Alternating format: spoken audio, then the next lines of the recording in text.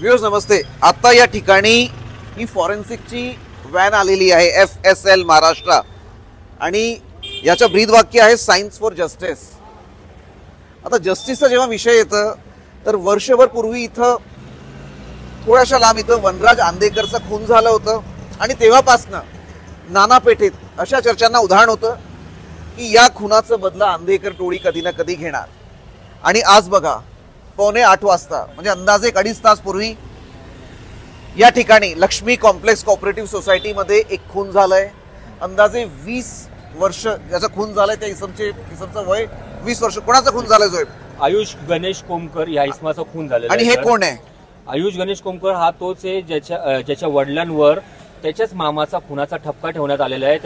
त्याचा वडील गणेश कोमकर हा सध्या जेलमध्ये आहे आणि हा जो आयुष आहे हा क्लासला गेलता, नंतर काय मारेकरी त्याचे पाठलाग करत आले का आत दबा धरून बसले आणि त्यांनी त्याला म्हणजे हा मुलगा हा क्लास करून इथं आला आणि इथं अंदाजे म्हणजे पोलिसांच्या सूत्रांकडनं जे कळतंय 2 मारेकरी इथं ऑलरेडी तयारीत होते आणि त्यांनी 6 पेक्षा जास्त गोळ्या झाडल्या आहे आणि त्यापैकी अंदाजे किमान 2 ते 3 गोळ्या याला आयुषला लागल्या आणि लागल्या तो गेला।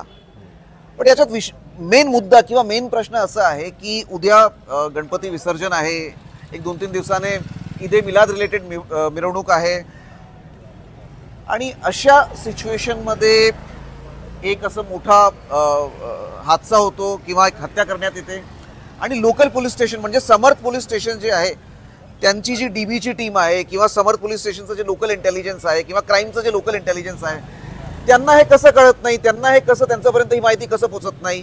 2-3 दिवसापूर्वी समर्थचीच एक टीमनी भारतीय विद्यापीठ पोलीस स्टेशन सोबत एका केसमध्ये एका व्यक्तीला धरलं होतं आणि हा आंदेकर टोळी सोबत कनेक्टेड होता आणि बहुतेक असं आपल्या सूत्रांचं म्हणणं आहे की त्याचं या संदर्भात काहीतरी म्हणजे तो आंदेकर गँगचा मेंबर होता आणि त्याचा काहीतरी प्लॅन होता, बदला घेण्याचा प्लॅन होता त्याचा थोडक्यात। मग नेमकं हे जे मारेकरी आहे किंवा हे जे हत्यारे आहे यांनी पोलिसांना तिथे एंगेज ठेवलं, बिझी केलं आंबेगावला आणि इथे कार्यक्रम झाला असा विषय का? प्राइम FSC तसंच दिसत आहे सर।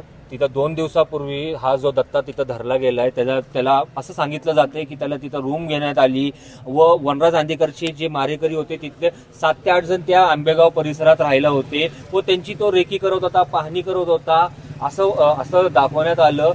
त्याच्यानंतर 7 ते 8 जणांवर गुन्हाही दाखल करण्यात आला ह्या प्लॅनिंगचा बदला घेण्याच्या वगैरे, पण ऍक्च्युअल बदला इथं घेण्यात आला नाना पेठेत। हायली सेन्सिटिव्ह सगळ्यात मोठा प्रश्न पुणे पोलिसांना आता जे उत्तर द्यायचं आहे किंवा पुणे पोलिसांसमोर जे उद्भवतंय तो असं आहे की स्पावर जेव्हा रेडचा विषय येतो तेव्हा पोलीस अगदी राईट वेळेवर तिथे पोहोचतात। त्या रिलेटेड पोलिसांकडे इंटेलिजन्स असतं किंवा पबमध्ये यंगस्टर जात असेल त्याचे इंटेलिजन्स असतं, त्या रिलेटेड लगेच कारवाया होतात। पण अशा खून रिलेटेड म्हणजे अंदाजे पूर्ण पुण्याला माहिती होतं जेव्हा वनराजचं खून झालं होतं की काहीतरी बदला किंवा या प्रकारचा काहीतरी विषय होऊ शकतं, बट समर्थ पोलीस स्टेशनला माहित नव्हतं। म्हणजे एक CP अमितेश कुमार किंवा वरचे जे ऑफिसर आहे ते स्ट्रिक्ट आहे, ते चांगलं काम करताय, बट हा जे या पद्धतीने चांगलं काम करणं समर्थची DB टीम का करत नाही किंवा समर्थचं लोकल इंटेलिजन्स कुठे? या समर्थ पोलीस स्टेशनची कामगिरीवर या एक केसनी माझा मत एक प्रश्नचिन्ह निर्माण झालाय। प्रश्नचिन्ह नक्कीच निर्माण झालेलं आहे सर। आणि हा जे प्रश्नचिन्ह आहे याला समर्थ पोलीस स्टेशन आणि क्राईम ब्रांच आता पटकन या केसमध्ये ऍक्शन घेऊन इरेज करणार, याला काढणार अशी आम्ही अपेक्षा करतो। मारेकरी कधी धरले जातात सर? आता बघा 3 तास झालेले, 6 टीम पोलिसांनी नेमलेले आहे। अजून पोलिसांकडे माझ्या मते म्हणजे ऑफिशियली त्यांनी जे स्टेटमेंट दिलंय, निखिल पिंगळे DCP त्यांनी एक स्टेटमेंट दिलंय त्याप्रमाणे आतापर्यंत एकही म्हणजे कोणी हातात आलेलं नाहीये, कारण की इकडनं जसं एक रस्ता आहे मागणं पण एक रस्ता आहे आणि बहुतेक मारेकरी तिकडनं निघाले असणार। तर पुढे याच्यात काय होतं आपण नक्की बघूया। मीनवाईल आतापर्यंत याच्यात काय स्पेसिफिक ऍक्शन झालेली नाहीये, मारेकरी अजून लांबच आहे, पोलिसांच्या हातात आलेले नाहीये। पण पुणे पोलीस ही स्ट्रिक्ट पोलीस आहे, लीडरशिप स्ट्रॉंग आहे आणि हे आज नाही तर उद्या 100% या केसमध्ये मारेकऱ्यांना धरणार अशी आम्हालाही अपेक्षा आणि नागरिकांनाही अपेक्षा आहे। बरोबर सर। अजून याच्यात काय मोठा प्रश्न आहे पोलिसांसमोर साहेब? मोठा प्रश्न हाच राहणार आहे सर की या खुनाच्या नंतर आता काय टोळी युद्ध भडकणार का पुण्यात? म्हणजे गँगवॉर जे आहे ते एका प्रकारे आपण असं बोलू शकतो गँगवॉर सुरू झालंय. सुरू झाले. कारण की झाल्यावर तर फॉरेन्सिक 6 टीम 5 टीम हे होतच, बट आधी इंटेलिजन्स का येत नाही? म्हणजे पोलिसांची जी डीबी टीम आहे किंवा लोकल इंटेलिजन्स आहे हे वर्षानुवर्ष त्याच ठिकाणी काम करून करून त्यांचं फोकस कमी झालं आहे का, स्पेशली या केसमध्ये समर्थमध्ये? तर यावर पोलिसांनी विचार करावा आणि या केसमध्ये हा जे फेलियर झालाय समर्थ पोलीस स्टेशनचा याच्यावर ऍक्शन घेऊन पटकन हे मारकरी जे आहे ते त्यांना ताब्यात घेणार अशी अपेक्षा आहे.